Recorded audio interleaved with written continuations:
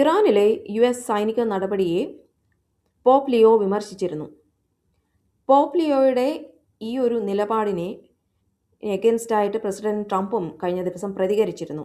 അദ്ദേഹം പോപ്പ് ലിയോയെ വിമർശിച്ചതിനെ തുടർന്ന് അദ്ദേഹത്തിൻ്റെ സോഷ്യൽ മീഡിയ പ്ലാറ്റ്ഫോമായ ട്രൂത്ത് സോഷ്യലിലൂടെ ഏപ്രിൽ 12 ഞായറാഴ്ച ഒരു AI നിർമ്മിത ചിത്രം പോസ്റ്റ് ചെയ്യുന്നു. ഈ ഒരു AI നിർമ്മിത ചിത്രത്തിൽ അമേരിക്കൻ ഫ്ലാഗ് കാണാം, സ്റ്റാച്യു ഓഫ് ലിബർട്ടി, യുദ്ധവിമാനങ്ങൾ, ഒരു മെഡിക്കൽ ഫീൽഡിലുള്ള ഒരു സ്റ്റാഫിനെ കാണാം, ഒരു സൈനികനെ കാണാം, മറ്റു 2 വ്യക്തികളെ കാണാൻ പറ്റുന്നുണ്ട്.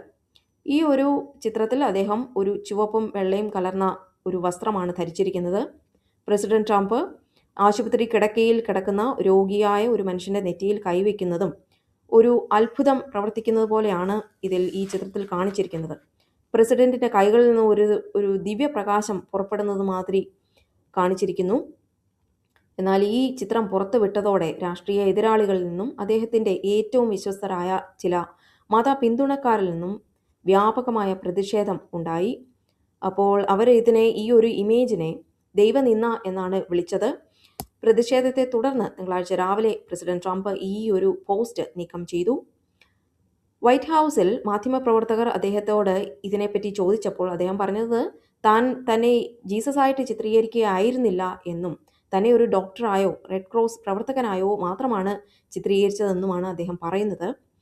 ഒരു ഡോക്ടർ ആളുകളുടെ ജീവിതം, ആളുകളുടെ ലൈഫ് ബെറ്റർ ആക്കുന്നു, താനും ആളുകളുടെ ലൈഫ് ബെറ്റർ ആക്കുന്ന ഒരു വ്യക്തിയാണ് എന്ന് പറഞ്ഞാണ് പ്രസിഡന്റ് ട്രംപ് ഈ ഒരു വിഷയത്തിൽ നിന്നും തലയൂരിയത്.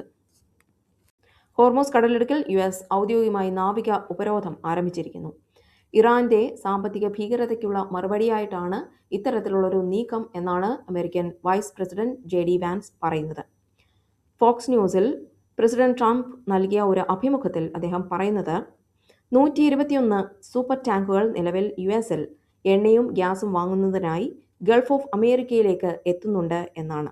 ഇറാന്റെ വരുമാനം നിർത്തലാക്കുന്നതിനായി US ഹോർമൂസ് കടലിടുക്കിൽ നാവിക ഉപരോധം ആരംഭിച്ചതോടെയാണ് ഇത്തരത്തിൽ ഒരു ട്രെൻഡ് ഉണ്ടാകുന്നതെന്നാണ് അദ്ദേഹം പറയുന്നത്.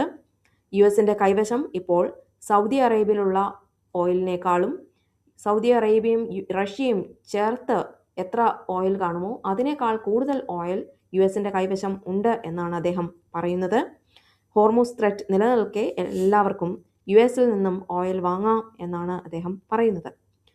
ഫെഡറൽ രേഖകളിൽ നേരത്തെ ഈ ഒരു ഗൾഫ് ഓഫ് അമേരിക്ക എന്ന് അദ്ദേഹം വിശേഷിപ്പിച്ച ആ ഒരു പ്രദേശത്തെ ഗൾഫ് ഓഫ് മെക്സിക്കോ എന്നായിരുന്നു ആ ഒരു പ്രദേശത്തിൻ്റെ നേരത്തെയുള്ള പേര്. എന്നാൽ പ്രസിഡന്റ് ട്രംപ് ഇപ്പോൾ ആ ഒരു പ്രദേശത്തിന് പുനർനാമകരണം ചെയ്തിരിക്കുന്നു. ആ ഒരു പ്രദേശത്തിൻ്റെ പുതിയ പേരാണ് ഗൾഫ് ഓഫ് അമേരിക്ക. തീരപ്രദേശത്തിൻ്റെ ഏകദേശം 93% US-ൻ്റേതാണെന്നും മെക്സിക്കോയ്ക്ക് ഏകദേശം 7% മാത്രമേ ഉള്ളൂ എന്നുമാണ് അദ്ദേഹം വാദിക്കുന്നത്. അതുകൊണ്ട് തന്നെ ഗൾഫ് ഓഫ് അമേരിക്ക എന്ന പേരാണ് ഏറ്റവും യോജിച്ചതെന്നാണ് അദ്ദേഹത്തിൻ്റെ അഭിപ്രായം. അദ്ദേഹം ആ ഒരു പ്രദേശത്തിന് ഗൾഫ് ഓഫ് ട്രംപ് എന്ന പേരിടാൻ ഉദ്ദേശിച്ചിരുന്നതായും അദ്ദേഹം പറയുന്നു. താൻ ആദ്യം ഗൾഫ് ഓഫ് ട്രംപ് എന്ന് വിളിക്കുന്നതിനെക്കുറിച്ച് ആലോചിച്ചിരുന്നു, പിന്നീട് അത് വേണ്ട എന്ന് തീരുമാനിക്കുകയായിരുന്നു എന്നാണ് അദ്ദേഹം പറയുന്നത്. ചൈനയുടെ ഉടമസ്ഥതയിലുള്ള ദി റിച്ച് സ്റ്റാറി എന്ന ടാങ്കർ US നാവിക ഉപരോധം ഉണ്ടായിരുന്നിട്ടും ഇന്ന് രാവിലെ ഹോർമൂസ് കടലിടുക്കിലൂടെ വിജയകരമായി കടന്നുപോയി. ഉപരോധം തിങ്കളാഴ്ച ഔദ്യോഗികമായി പ്രാബല്യത്തിൽ വന്നതിന് ശേഷം ഗൾഫിൽ നിന്ന് പുറത്തു കടക്കുന്ന ആദ്യത്തെ ടാങ്കറാണിത്. ഈ ഒരു ടാങ്കർ യുണൈറ്റഡ് അറബ് എമിറേറ്റ്സിലെ ഹംറിയ തുറമുഖത്ത് നിന്ന് ഏകദേശം 2,50,000 ബാരൽ മെഥനോൾ കയറ്റിയാണ് സഞ്ചരിച്ചിരുന്നത്. തിങ്കളാഴ്ച വൈകി ഇറാനിലെ ഖേഷം ദ്വീപിന് സമീപം എത്തിയിരുന്നു. ചൊവ്വാഴ്ച പുലർച്ചെ, അതായത് ഇന്ന് രാവിലെ വിജയകരമായി കടന്നു പോകുന്നതിന് മുൻപ് US നാവികസേന ഒരു തരത്തിലുമുള്ള പ്രശ്നങ്ങളും ഈ കപ്പലിന് നേരെ ഉണ്ടാക്കിയിരുന്നില്ല. ഇതിൻ്റെ ഒന്നാമത്തെ കാര്യം, ഈ ഒരു കപ്പൽ വന്നത് UAE-യിൽ നിന്നാണ്. അതുകൊണ്ട് തന്നെ US-ന് യാതൊരുവിധ പ്രശ്നവും ഉണ്ടാക്കാൻ പറ്റില്ല.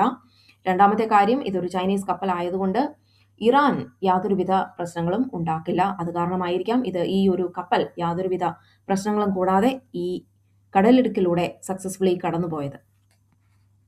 ഇറാനുമായുള്ള US-ഇസ്രായേൽ യുദ്ധത്തെക്കുറിച്ചും ഹോർമൂസ് കടലിടുക്കിലെ ഉപരോധത്തെക്കുറിച്ചും ചർച്ച ചെയ്യാൻ റഷ്യൻ വിദേശകാര്യമന്ത്രി സെർജി ലാവ്റോവ്, സ്പെയിൻ പ്രധാനമന്ത്രി പെഡ്രോ സാഞ്ചസ്, അബുദാബി കിരീടാവകാശി Sheikh Khalid bin Mohamed bin Zayed Al Nahyan എന്നിവർ ബെയ്ജിങ്ങിൽ എത്തിയിട്ടുണ്ട്.